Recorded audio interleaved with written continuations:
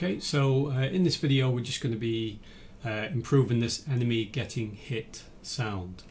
Now in the video last time my audio levels were set pretty low for the background music, so you may have had difficulty hearing that. It was playing, it wasn't timed with the animation properly, so that's what I'm going to fix. So if you click on enemy 4, and that looks weird, doesn't it? So I'm going to switch those gizmos off. I'm going to click window and animation, and I'm going to go to the enemy hurt. Okay, and there's the hurt sound. Now I felt that that's where it becomes active at that point. I felt that was too late. The sound was playing roughly about here, and by that point it'd already been hit. So all I'm going to do is drag this keyframe just right back to the beginning. Okay, in fact just to there. Okay, so it plays at that point almost immediately. It should line up much better. Okay, now the hurt sound itself is not necessarily that loud, but the volume is already at 1. So the question is, how can we make this sound even louder? We can't go above 1. So what we can do, we can actually create a music mixer. Okay, so if we right click in this sounds folder, the HorrorFuse character sounds, we right click and we choose create. We're going to create an audio mixer. Okay, and this one's pretty much just for the enemy sound. So I'm going to call this one enemy sound. It is important that you name these quite well, because when you come to choose them, you may have a whole selection of mixers to choose from, and it could easily get confusing. So a mixer is made up of a master and a snapshot. Okay, it's the master that we're really interested in here. So let's click on hurt sound, and where it says output non-audio mixer group, we can now click on this little target and we can choose enemy sound master. You can see that there are a few other ones already set up, but obviously I'm not going to be using any of those. So let's just click master, double click, and we've already associated that now. So when we click on master now, you can see that we can not only change the pitch, which is interesting, but also the volume. So at the moment 0 decibels is making no difference to the sound. We can obviously just make it quieter by dragging to the left, but what we want to do is make it slightly louder.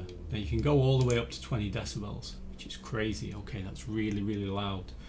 So what we want to do really is just increase it a little bit. So maybe 2.8. Experiment, see what you can come up with, basically just to make that a little bit louder.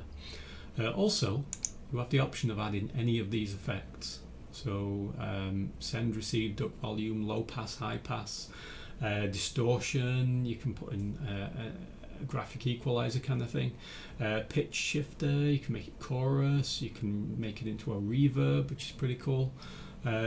All sorts of stuff. Play around with those and see what you think. And obviously pitch by default is set at 100%. That is normal sound. If you make the pitch lower, obviously everything gets really deep, dark, and sort of plays a lot slower. Make the pitch higher and it's very much like the Chipmunks, and it's really loud and kind of crazy. But by all means, have fun experimenting with that. Okay, so that's the mixer for the enemy sound, and hopefully it will sound a little bit better now. But we've also got this other sound as well, low health. Okay, and this is for the player. So when the player's health is actually getting, let's say, below either 10 or 5, this sound will start to play. Okay, so we do need to associate this with the player, the first person character. So just on the camera main then, we're going to right click, choose 3D object and another cube. Let's double click on that one, and it always starts at the top there. We don't need a box collider. There we go, remove component. We don't need a mesh renderer either. In fact, we don't even need that filter either. Okay, and I'm going to call this one low health sound. Okay, and then component, obviously it's audio and audio source, and I'm just going to drag that low health in there. Okay, we don't want it to play in awake, so we're going to control it by script, and obviously it's spatial blend, We can actually leave that at 2D, which is fine because it's actually on our player, but we do want this to be a sort of a linear roll-off. I suppose it's not necessarily that important because this is a 3D sound, and since we've got this set of 2D, not that important, I guess. Okay, so that's our low health. We also want a mixer group for this low health as well. So let's right click, create a new mixer group, and I'll call this low health. Now, what mixer groups are really great for is associating them with a large amount of sounds, loads and loads of sounds, and then just using that one mixer you can actually make all of those sounds quieter or louder all in one go without having to go to every sound and doing it individually. And obviously we will be doing that later as well, but for now I just want this to be customized just for this low health. Okay, so low health sound, I want to associate that with low health, so master. And for this one, oh yeah, by the way, if you just click on the thing itself, this is what it looks like, which we don't need to change anything there. If I click on the master now, for the low health, the pitch is fine, but this time I want the volume to be around 5.30. So I just want it to be quite loud. Okay. I may very well change the pitch at some point, depending on how it sounds in the game. Okay, if I feel that it's a little too normal sounding, I might actually just lower that pitch a little bit. But for now, that should be good. It's already on our character, and we will just simply play that sound as and when our health goes below 5%, I think. Now we need to modify the script so that the low health sound will start playing when the player's health is less than 5%. So let's click on FPS controller, and we're going to open this character controller motor script. Okay, so I'm wondering where to put it. It's obviously going to be on an update since it needs to check it all the time. So I'm going to put it below if stamina is equal to a value of 0. So we're going to say if save script dot player health is less than, and we said 5, didn't we? Okay, I'm not doing equal to 5, it's only if it drops below 5. So at that point we need to associate a game object, so let's go to the top. So we'll just do it as a public, public of type game object, and we'll call it low health sound.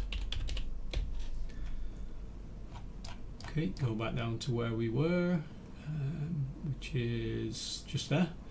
Okay, line 143 for me, and we're going to say low health sound dot game objects dot set active to true.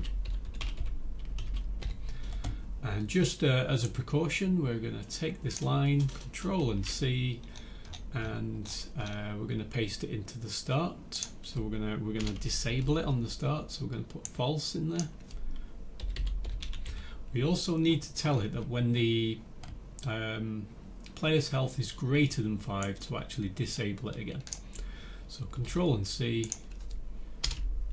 press enter. So if save script.player health is greater than 4, in this case 5 or above, then we simply need to disable this low health sound. Okay, so that's on false. Let's save that, that should be good. Now we're waiting for this to update, and now on the character controller motor script we've got a new empty game slot, low health sound, so let's just drag that game object into there. Okay, now clicking back on low health sound, we need to ensure that this not only plays, we need to ensure that this loops and plays on awake, because obviously by default this will actually be switched off. So as soon as it switches on, it will know to play, and it will basically loop over and over again until it's switched off. Okay, so that's all good, and I'm going to switch this off by default because I don't want this playing immediately.